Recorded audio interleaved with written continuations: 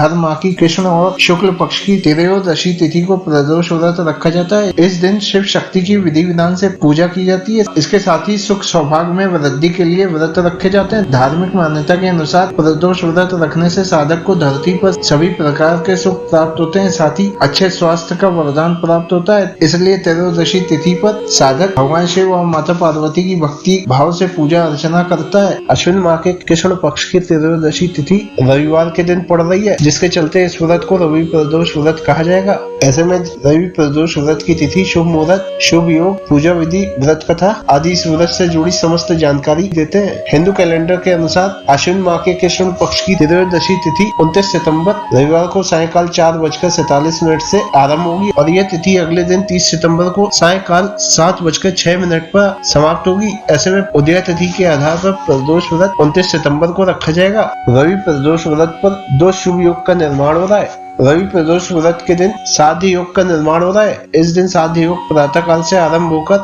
देर रात्रि 12:28 तक मान्य होगा। उसके बाद से शुभ योग बनेगा। प्रदोष वाले दिन मगर नक्षत्र है। रवि प्रदोष व्रत का पूजा मुहूर्त सायंकाल 6:09 से बन रहा है, जो रात्रि 8:34 तक मान्य होगा। ऐसे में शिव भक्तों को पूजा पाठ के लिए 2 घंटे 25 मिनट तक का शुभ समय प्राप्त होगा।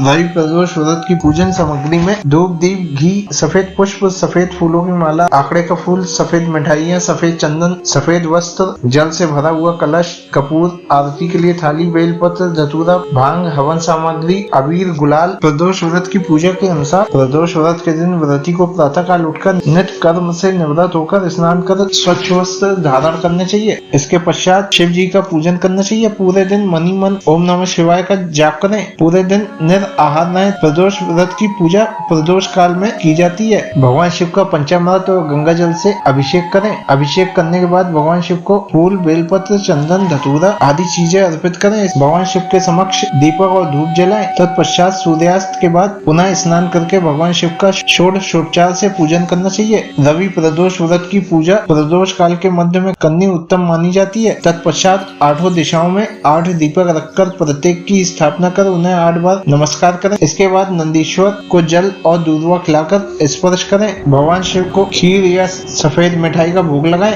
प्रदोष व्रत के दौरान भोलेनाथ के पंचाक्षरी मंत्र, शिव स्तोत्रम आदि का पाठ करें। इसके बाद रवि प्रदोष व्रत की कथा सुने अथवा सुनाएं। कथा समाप्ति के बाद हवन सामग्री मिलाकर 11, 21 या 108 बार ओम ओम ह्रीम क्लीम नमः शिवाय स्वाहा मंत्र से आहुति दें। इसके बाद भगवान भोलेनाथ और माता पार्वती की आरती करें। उपस्थित जनों को आरती दें। सभी को प्रसाद वितरित करें। अंत में पूजा के दौरान हुई गलतियों की क्षमा याचना मांगे।